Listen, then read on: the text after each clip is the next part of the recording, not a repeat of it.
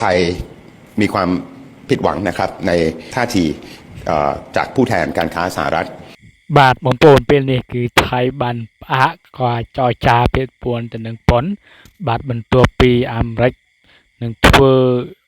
ភាពអំណាចរបស់ខ្លួនឯងទៅលើប្រទេសថៃដែលបានរំលោភទៅលើកិច្ចព្រមព្រៀងសន្តិភាពនៅទីក្រុងគូឡាឡាំពូបាទការផ្អាកទាក់ទងទៅនឹងប៉ុននេះគឺដោយសារតែថៃមិនចង់អនុវត្តទាក់ទងទៅនឹងបាត់ចុះបាញ់ទេបាទហើយថៃក៏មានថៃ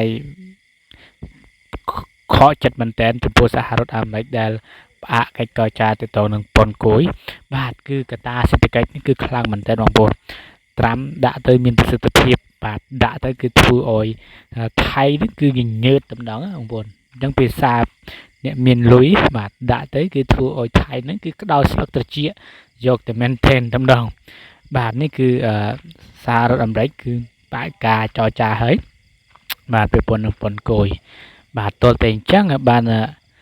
អនុធានហ្នឹងគឺមុខហ្នឹងគឺស្លេកស្លាំងបងប្អូនបាទដេកអត់លក់ទេបាទដោយសារតែបញ្ហាប៉ុនហ្នឹងបាទ